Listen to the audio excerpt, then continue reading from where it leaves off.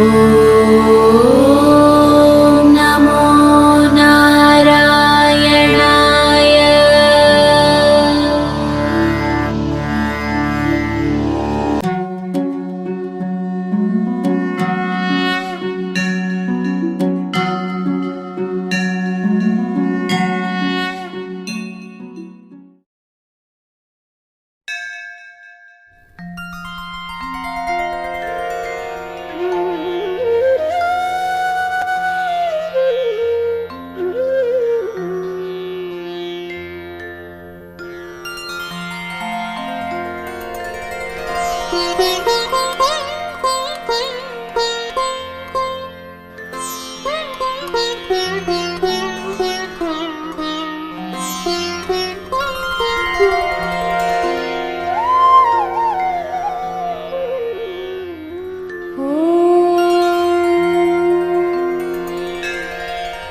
शुक्लाम्बरधरं विष्णुं शशिवर्णं चतुर्भुजं प्रसन्नवदनं ध्यायेत् सर्वविघ्नोपशान्तये।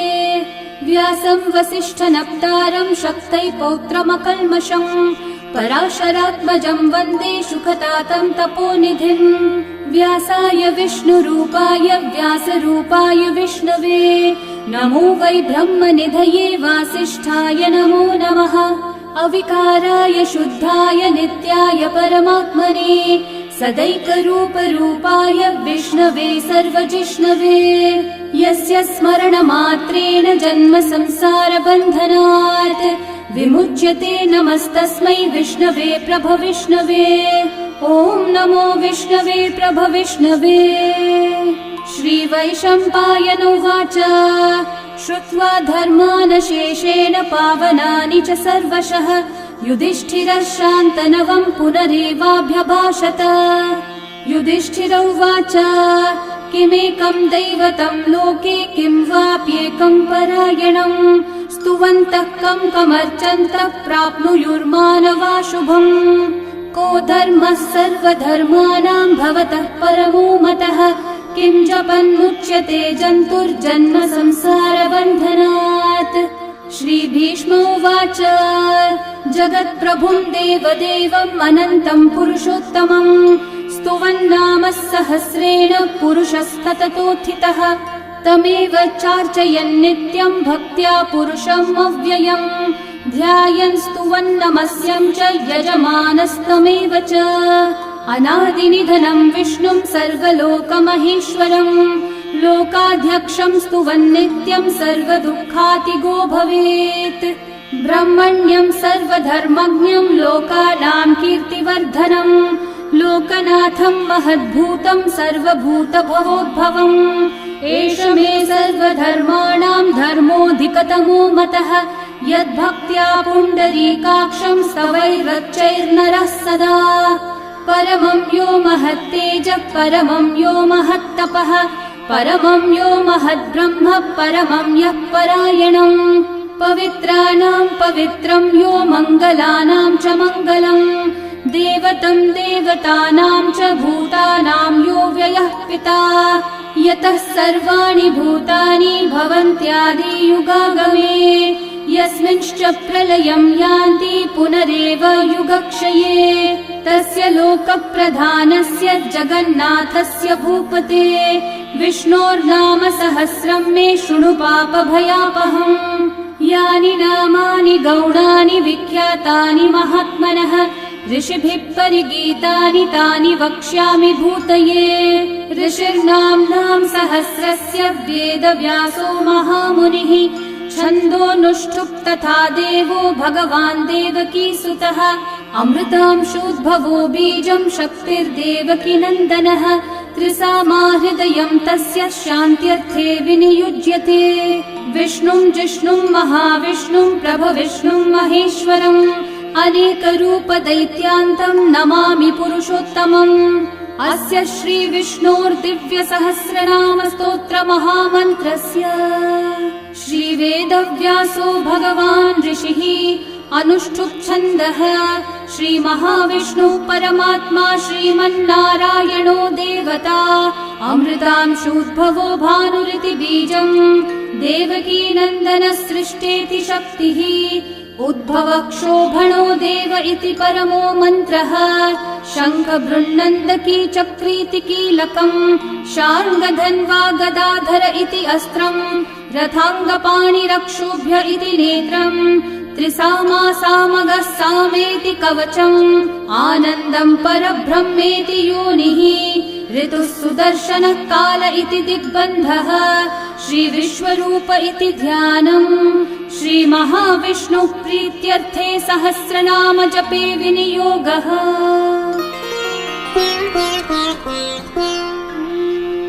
ध्यानम् क्षीरोधन्वत्प्रदेशे शुचिमणिविलसत्सैकते मौक्तिकानाम् माला क्लृप्तासनस्थस्फटिकमणिनिभैर्मौक्तिकैर्मण्डिताङ्गः शुभ्रैरभ्रैरतभ्रैरुपरि विरचितैर्मुक्तपीयूषवर्षैः आनन्देन पुनीयादरिनलिनगदा शङ्खपाणिर्मुकुन्दः भुःपादौ यस्य नाभिर्वियदसुरनिलश्चन्द्रसूर्यौ च नेत्रे कर्णावाशाः शिरौ द्योर्मुखमपि दहनो यस्य वास्तेयमब्धिः अन्तस्थं यस्य विश्वं सुरनरखगो भोगि गन्धर्वदैत्यैः चित्रं रं रम्यते तं त्रिभुवन विपुषं विष्णुमीशं नमामि। ॐ नमो भगवते वासुदेवाय। शान्ताकारं भुजगशयनं पद्मनाभं सुरेशं विश्वाधारं गगनसदृशं मेघवर्णं शुभाङ्गम् लक्ष्मीकान्तं कमलनयनं योगिहृद्ध्यानगम्यं वन्दे विष्णुं भवभयहरं सर्वलोकैकनाथम् मेघश्यामं पीतकौशेयवासं श्रीवत्साङ्कं कौस्तुभोद्भासिताङ्गम् पुण्योपेतं पुण्डरीकायताक्षं विष्णुं वन्दे सर्वलोकैकनाथम् नमः समस्तभूतानामादिभूताय भूभृते अनेकरूपरूपाय विष्णवे प्रभविष्णवे सशङ्खचक्रं सकिरीटकुण्डलं सपीतवस्त्रं सरसीरुहेक्षणं सहारवक्षस्थलशोभिकौस्तुभं नमामि विष्णुं शिरसा चतुर्भुजम् छायायां पारिजातस्य हेमसिंहासनोपरि आसीनमम्बुदश्याममायताक्षम् अलङ्कृतम् चन्द्राननं चतुर्बाहुं श्रीवत्साङ्कितवक्षसं रुक्मिणी सत्यभामाभ्यां सहितं कृष्णमाश्रये। ॐ विश्वं विष्णुर्वषट्कारो भूतभव्यभवत्प्रभुः भूतकृद्भूतभृद्भावो भूतात्मा भूतभावनः भूतात्मा परमात्मा च मुक्तानां परमा गतिः अव्ययः पुरुषः साक्षी क्षेत्रज्ञोऽक्षर एव च योगो योगविदां नेता प्रधानः पुरुषेश्वरः नारसिंहः वपुः श्रीमान् केशवः पुरुषोत्तमः सर्वः शर्वः शिवस्थाणोर्भूतादिर्निधिरव्ययः सम्भवो भावनो भर्ता प्रभवः प्रभुरीश्वरः स्वयंभू शम्भुरादित्यः पुष्कराक्षो महास्वनः अनादिनिधनो धाता विधाता धातुरुत्तमः अप्रमेयो ऋषिकेशः पद्मनाभोऽमरः प्रभुः विश्वकर्मा मनुस्त्वष्टा स्थविष्ठस्थविरो ध्रुवः अग्राह्यः शाश्वतः कृष्णो लोहिताक्षः प्रतर्दनः प्रभुतस्त्रिककुब्धामः पवित्रं मङ्गलं परम् ईशानः प्राणदः प्राणो ज्येष्ठः श्रेष्ठः प्रजापतिः हिरण्यगर्भो भूगर्भो माधवो मधुसूदनः ईश्वरो विक्रमी धन्वी मेधावी विक्रमक्रमः अनुत्तमो दुराधर्षः कृतज्ञः कृतिरात्मवान् सुरेशः शरणं शर्म विश्वरेतः प्रजाभवः अहः संवत्सरो व्याळः प्रत्ययः सर्वदर्शनः अजः सर्वेश्वरः सिद्धिः सिद्धिः सर्वादिरच्युतः वृषाकपिरमेयात्मा सर्वयोगविनिःसृतः वसुर्वसुमनः सत्यः समात्मा संमितः समः अमोघः पुण्डरीकाक्षो वृषकर्मा वृषाकृतिः रुद्रो बहुशिरा बभ्रुर्विश्वयोनिःशुचिश्रवाः अमृतः शाश्वतस्थाणोर्वरारोहो महातपाः सर्वगः सर्वविद्भानुः विश्वक्सेनो जनार्दनः वेदो वेदविदव्यङ्गो वेदाङ्गो वेदवित्कविः लोकाध्यक्षः सुराध्यक्षो धर्माध्यक्षः कृताकृतः चतुरात्मा चतुर्व्यूहश्चतुर्दंष्ट्रश्चतुर्भुजः भ्राजिष्णुर्भोजनं भोक्ता सहिष्णुर्जगदादिजः अनघो विजयो जेता विश्वयोनिः पुनर्वसुः उपेन्द्रो वामनः प्रांशुरमोघः शुचिरूर्चितः अतीन्द्रः सङ्ग्रहः सर्गो धृतात्मा नियमो यमः वेद्यो वैद्यः सदा योगी वीरः माधवो मधुः अतीन्द्रियो महामायो महोत्साहो महाबलः महाबुद्धिर्महावीर्यो महाशक्तिर्महाद्युतिः अनिर्देश्य वपुः श्रीमान् अमेयात्मा महाधृतक् महेश्वासो महीभर्ता श्रीनिवासः सतां गतिः अनिरुद्धः सुरानन्दो गोविन्दो गोविदाम्पतिः मरीचिर्दमनोहंसः सुपर्णो भुजगोत्तमः हिरण्यनाभः सुतपः पद्मनाभः प्रजापतिः अमृत्युः सर्वदृक्सिंहः सन्धाता सन्धिमान् स्थिरः अजो दुर्मशनः शास्ता विश्रुतात्मा सुरारिः गुरुर्गुरुतमो धामः सत्यः सत्यः पराक्रमः निमिषो निमिषस्रग्वी वाचस्पतिरुदारधीः अग्रणीर्ग्रामणी श्रीमान् न्यायो नेता समीरणः सहस्रमूर्धा विश्वात्मा सहस्राक्षः सहस्रपात् आवर्तनो निवृत्तात्मा संवृतः सम्प्रमर्दनः अहः संवर्तको वह्निरनिलो धरणीधरः सुप्रसादः प्रसन्नात्मा विश्वदृग्विश्वभुग्विभुः सत्कर्ता सत्कृतः साधुर्जन्मोर्नारायणो नरः असङ्ख्येयो प्रमेयात्मा विशिष्टः शिष्टकृच्छुचिः सिद्धार्थः सिद्धसङ्कल्पः सिद्धिदः सिद्धिसाधनः वृषाही वृषभो विष्णुर्वृषपर्वा वृषोदरः वर्धनो वर्धमानश्च विविक्तः श्रुतिसागरः सुभुजो दुर्धरो वाग्मी महेन्द्रो वसुदो वसुः नैकरूपो बृहद्रूपः क्षिपिविष्टप्रकाशनः ओजस्तेजोद्युतिधरः प्रकाशात्मा प्रतापनः ऋद्धस्पष्टाक्षरो मन्त्रश्चन्द्रांशूर्भास्करद्युतिः अमृतांशूद्भवो भानुर्शशबिन्दुः सुरेश्वरः औषधं जगतः सेतुः सत्यधर्मः पराक्रमः भूतभव्यभवन्नाथः पवनः पावनो नलः कामः कामकृत्कान्तः कामः कामप्रदः प्रभुः युगादिकृद्युगावर्तो नैकमायो महाशनः अदृश्यो व्यक्तरूपश्च सहस्रजिदनन्तजित् इष्टो विशिष्टशिष्टेष्ठः शिखण्डी नहुषो वृषः क्रोधः क्रोधकृत्कर्ता विश्वबाहुर्महीधरः अच्युतः प्रथितः प्राणः प्राणदो वासवानुजः अपान्निधिरधिष्ठानम् अप्रमत्तः प्रतिष्ठितः स्कन्दः स्कन्दद्धरो धुर्यो वरदो वायुवाहनः वासुदेवो बृहद्भानुरादिदेवः पुरन्दरः अशोकस्थारणस्थारः शूरः शौरिर्जनेश्वरः अनुकूलः शतावर्तः पद्मी पद्मनिभीक्षणः पद्मनाभोरविन्दाक्षः पद्मगर्भः शरीरभृत् महर्धिरिद्धो वृद्धात्मा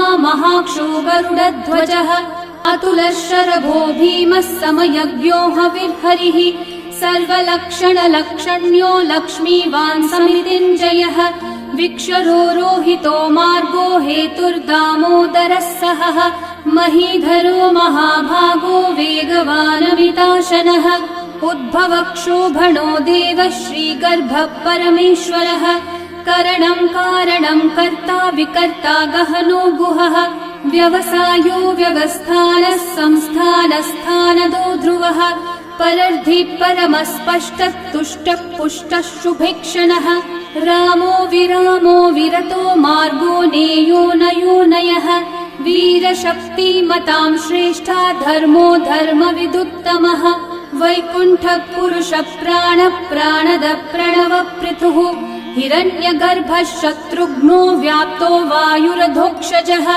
ऋतुः सुदर्शनकालः परमेष्ठी परिग्रहः उग्रः संवत्सरो दक्षो विश्रामो विश्वदक्षिणः विस्तारस्थावरस्थानु प्रमाणं बीजमव्ययम् अर्थोऽनर्थो महाकोशो महाभोगो महाधनः अनिर्विण्णस्थविष्ठो भूर्धर्मयूपो महामखः नक्षत्रनेमिर्नक्षत्री क्षामः समीहनः यज्ञयुज्यो महेज्यश्च क्रतुः सत्रं सताङ्गतिः सर्वदर्शी विमुक्तात्मा सर्वज्ञो ज्ञानमुत्तमम् सुहृतः सुमुखः सूक्ष्मः सुघोषः सुखदः सुहृत् मनोहरो जितक्रोधो वीरबाहुर्विदारणः स्वापनः स्ववशो व्यापी नैकात्मा नैककर्मकृत् वत्सरो वत्सलो वत्सी रत्नगर्भो धनीश्वरः धर्मगुग्धर्मकृद्धर्मी सदसक्षरमक्षरम् अविज्ञाता सहस्रांशूर्विधाता कृतलक्षणः गभस्तिनेमि सत्त्वस्थः सिंहो भूतमहेश्वरः आदिदेवो महादेवो देवेशो देवभृद्गुरुः उत्तरो गोपतिर्गोप्ता ज्ञानगम्यः पुरातनः शरीरभूतभृद्भोक्ता कपीन्द्रो भूरि दक्षिणः सोमपोऽमृतपः सोमः पुरुजित्पुरुसत्तमः विनयोजयः सत्यसन्धो दाशारः सात्वतां पतिः जीवो विनयिता साक्षी मुकुन्दोऽमितविक्रमः अम्भो निधिरनन्तात्मा महोदधिशयोऽन्तकः अजो महार्हः स्वाभाव्यो जितामित्रप्रमोदनः आनन्दो नन्दनो नन्दः सत्यधर्मा त्रिविक्रमः महर्षिः कपिलाचार्यः कृतज्ञो मेदिनीपतिः त्रिपदस्त्रिदशाध्यक्षो महाशृङ्गकृतान्तकृत् महावराहो गोविन्दः सुषेणः कनकाङ्गदी गुह्यो गभीरो गहनो गुप्तश्चक्रगदाधरः वेधास्वाङ्गोजितः कृष्णो दृढसङ्कर्षणोच्युतः वरुणो वारुणो वृक्षः पुष्कराक्षो महामनाः भगवान् भगहानन्दी वनमाली हलायुधः आदित्यो ज्योतिरादित्यः सहिष्णुर्गतिसत्तमः सुधन्वाखण्ड परशुर्दारुणो द्रविणप्रदः दिवस्पृक् सर्वदृग्व्यासो वाचस्पतिरयो निजः त्रिसामासामगः सामन्निर्वाणं भेषजम्भिषक् सन्न्यासकृच्छमः शान्तो निष्ठा शान्तिपरायणम् शुभाङ्गः शान्तिदः सृष्टा कुमुदः कुवलेशयः गोहितो गोपतिर्गोप्ता वृषभाक्षो वृषप्रियः अनिवर्ती निवृत्तात्मा संक्षेप्ताक्षेमकृच्छिवः श्रीवत्सवक्षा श्रीवास श्रीपति श्रीमतांवरः श्रीधर श्रीश श्रीनिवास श्रीनिधि श्रीविभावनः श्रीधर श्रीकर श्रेय श्रीमान् लोकत्रयाश्रयः स्वक्षस्वङ्गः शतानन्दो नन्दिर्ज्योतिर्गणेश्वरः विजितात्मा विधेयात्मा सत्कीर्तिश्चिन्न संशयः उदीर्णः सर्वतश्चक्षुरनीशः शाश्वतः स्थिरः भूषयो भूषणो भूतिर्विशोकः शोकनाशनः अर्चिष्मान् अर्चितः कुम्भो विशुद्धात्मा विशोधनः अनिरुद्धो प्रतिरथः प्रद्युम्नोमितविक्रमः कालनेमी निहावीरः शौरी शूरजनेश्वरः त्रिलोकात्मा त्रिलोकेशः केशवः केशिहा हरिः कामदेवः कामपालः कामी कान्तकृतागमः अनिर्देश्य वपुर्विष्णु वीरोऽनन्तो धनञ्जयः ब्रह्मण्यो ब्रह्मकृद् ब्रह्मा ब्रह्म ब्रह्म विवर्धनः ब्रह्मविद् ब्राह्मणो ब्रह्मी ब्रह्मज्ञो ब्राह्मणप्रियः महाकर्मो महाकर्मा महातेजा महोरगः महाक्रतुर्महायज्वा महायज्ञो महाहविः स्तव्यस्तव प्रियस्तोत्रम् स्तुतिस्तोतारणप्रियः पूर्णः पूरयिता पुण्यः पुण्यकीर्तिरणामयः मनोजवस्तीर्थकरो वसुरेता वसुप्रदः वसुप्रदो वासुदेवो वसुर्वसुमनाहविः सद्गति सत्कृति सत्ता सद्भूति सत्परायणः शूरसेनो यदुश्रेष्ठः सन्निवासः सुयामुनः भूता वासो वासुदेवः सर्वासु निलयो नलः दर्पः दर्पदो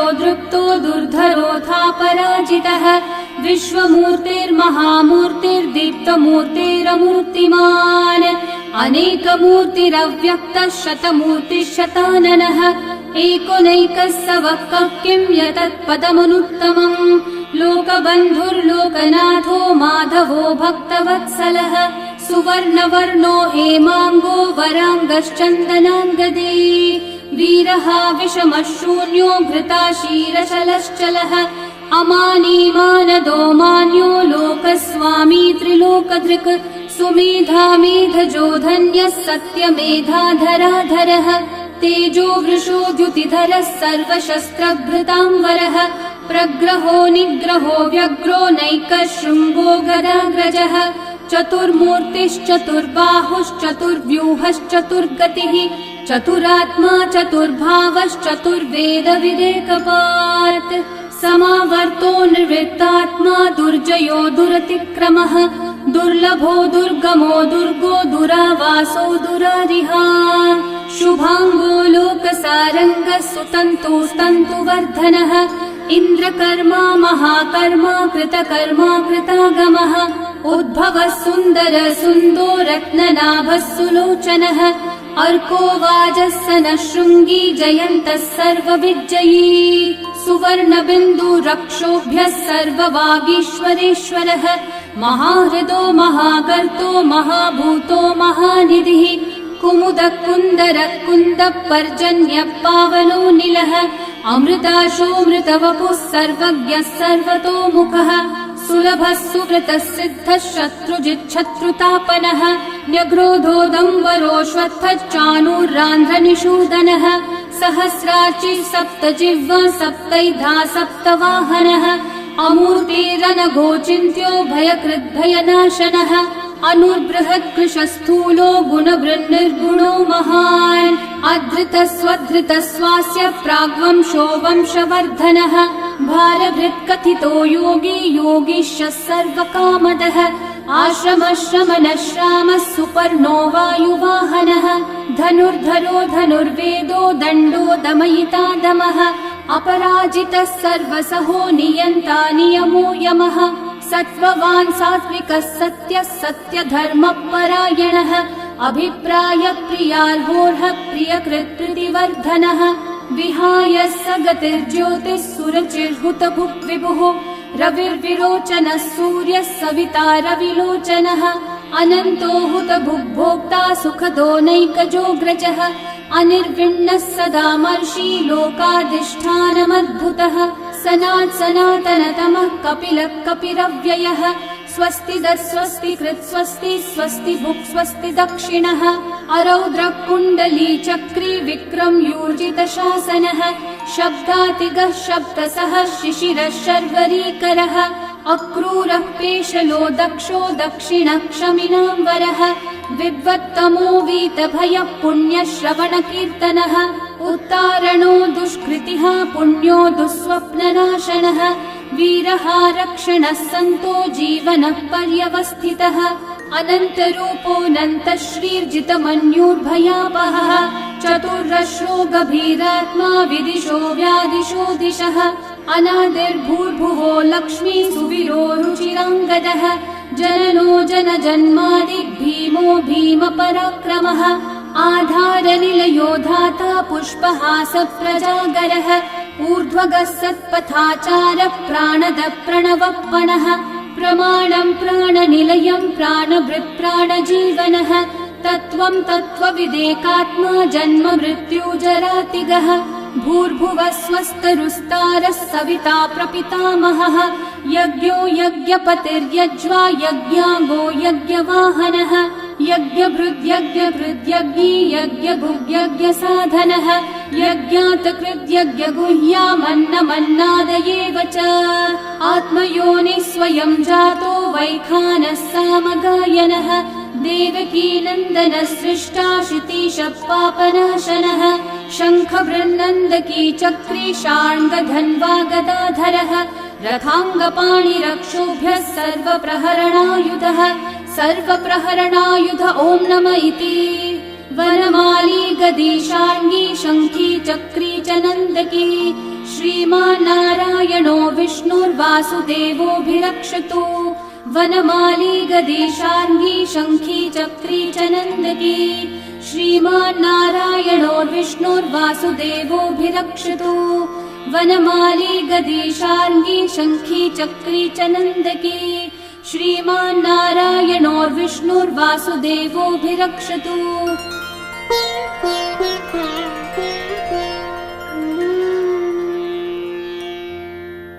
इतीदं कीर्तनीयस्य केशवस्य महात्मनः नाम्नां सहस्रं दिव्यानाम् अशेषेण प्रकीर्तितम्। य इदं शृणुयान् नित्यं यश्चापि परिकीर्तयेत् नाशुभं प्राप्नुयात् किञ्चित् सोमुत्रेह च मानवः। वेदान्तगो ब्राह्मणः स्यात् क्षत्रियो विजयी भवेत् वैश्यो धनसमृद्धः स्यात् शूद्रः सुखमवाप्नुयात्। धर्मार्थी प्राप्नुयात् धर्मम् अर्थार्थी चार्थमाप्नुयात्। कामानवाप्नुयात् कामी प्रजार्थी चाप्नुयात् प्रजाम्। भक्तिमान् यः सदोत्थाय शुचिस्तद्गतमानसः सहस्रं वासुदेवस्य नाम्नामेतत् प्रकीर्तये। यशः प्राप्नोति विपुलं याति प्राधान्यमेव च अचलां श्रियमाप्नोति श्रेय प्राप्नोत्यनुत्तमम्। न भयं क्वचिदाप्नोति वीर्यं तेजश्च विन्दति। भवत्यरोगो द्युतिमान् बलरूपगुणान्वितः रोगार्तो मुच्यते रोगात् बद्धो मुच्येत बन्धनात्। भयान्मुच्येत भीतस्थो मुच्येतापन्न आपदः। दुर्गान्यतितरत्याशु पुरुषः पुरुषोत्तमम् स्तुवन्नाम सहस्रेण नित्यं भक्ति समन्वितः। वासुदेवाश्रयो मर्त्यो वासुदेवपरायणः सर्वपापविशुद्धात्मा याति ब्रह्म सनातनम्। न वासुदेव भक्तानामशुभं विद्यते क्वचित् जन्म मृत्यु जरा व्याधि भयं नैवोपजायते। इमं स्तवमधीयानः श्रद्धा भक्ति समन्वितः युज्येतात्मसुखः शान्ति श्रीधृति स्मृतिकीर्तिभिः। न क्रोधो न च मात्सर्यं न लोभो नाशुभा मतिः भवन्ति कृतपुण्यानां भक्तानां पुरुषोत्तमे। द्यौस चन्द्रार्कनक्षत्राखं दिशो भूर्महो दधिः वासुदेवस्य वीर्येण विदतानि महात्मनः। ससुरासुरगन्धर्वं स यक्षोरगराक्षसम् जगद्वशे वर्ततेदं कृष्णस्य सचराचरम्। इन्द्रियाणि मनोबुद्धिः सत्त्वं तेजो बलं द्युतिः वासुदेवात्मकन्याहुः क्षेत्रं क्षेत्रज्ञ एव च। सर्वागमानामाचार प्रथमं परिकल्पते आचार प्रभवो धर्मो धर्मस्य प्रभुरच्युतः। ऋषयः पितरो देवा महाभूतानि धातवः जङ्गमा जङ्गमं चेदं जगन्नारायणोद्भवम्। योगो ज्ञानं तथा साङ्ख्यं विद्या शिल्पादिकर्म च वेदाः शास्त्राणि विज्ञानमेतत् सर्वं जनार्दनात्। एको विष्णुर्महद्भूतं पृथक् भूतान्यनेकशः त्रीन् लोकान् व्याप्य भूतात्मा भुङ्क्ते विश्वभुगव्ययः। इमं स्तवं भगवतो विष्णोर्व्यासेन कीर्तितम् पठेद्य इच्छेत् पुरुषः श्रेयः प्राप्तुं सुखानि च। विश्वेश्वरमजं देवं जगतः प्रभुमव्ययम् भजन्ति ये पुष्कराक्षं न ते यान्ति पराभवम् न ते यान्ति पराभवम् ॐ नम इति। अर्जुनोवाच पद्मपत्रविशालाक्ष पद्मनाभः सुरोत्तम भक्तानामनुरक्तानां त्राता भव जनार्दन। श्रीभगवानुवाच यो मां नाम सहस्रेण स्तोतुमिच्छति पाण्डव सोऽहमेकेन श्लोकेन स्तुतयेव न संशयः स्तुतयेव न संशय ॐ नम इति। व्यास उवाच वासनाद् वासुदेवस्य वासितं भुवनत्रयम् सर्वभूतनिवासोऽसि वासुदेव नमोऽस्तुते। श्रीवासुदेव नमोऽस्तुत ॐ नम इति। पार्वत्योवाच केनोपायेन लघुना विष्णोर्नाम सहस्रकम् पठ्यते पण्डितैर्नित्यम् श्रोतुमिच्छाम्यहम् प्रभो। ईश्वरोवाच श्रीराम राम रामेति रमे रामे मनोरमे सहस्रनाम तत्तुल्यम् राम नाम वरानने। श्रीराम राम रामेति रमे रामे मनोरमे सहस्रनाम तत्तुल्यम् राम नाम वरानने। श्रीराम राम रामेति रमे रामे मनोरमे सहस्रनाम तत्तुल्यम् राम नाम वरानने। श्रीराम नाम वरानन ॐ नम इति। ब्रह्मोवाच नमोऽस्त्वनन्ताय सहस्रमूर्तये सहस्रपादाक्षि शिरोरुबाहवे सहस्रनाम्ने पुरुषाय शाश्वते सहस्रकोटियुगधारिणे नमः। सहस्रकोटियुगधारिण ॐ नम इति। सञ्जय उवाच यत्र योगेश्वर कृष्णो यत्र पार्थो धनुर्धरः तत्र श्रीर्विजयो भूतिर्ध्रुवा नीतिर्मतिर्मम। श्रीभगवानुवाच अनन्याश्चिन्तयन्तो मा ये जनाः पर्युपासते तेषाम् नित्याभियुक्तानाम् योगक्षेमम् वहाम्यहम्। परित्राणाय साधूनाम् विनाशाय च दुष्कृताम् धर्म संस्थापनार्थाय सम्भवामि युगे युगे। आर्ता विषण्णा शिथिलाश्च भीता घोरेषु च व्याधिषु वर्तमानाः संकीर्त्य नारायण शब्दमात्रम् विमुक्तदुःखा सुखिनो भवन्तु। कायेन वाचा मनसैन्द्रियैर्वा बुद्ध्यात्मना वा प्रकृते स्वभावात् करोमि यद्यत् सकलम् परस्मै नारायणायेति समर्पयामि। श्री विष्णु सहस्रनाम स्तोत्रम् सम्पूर्णम्।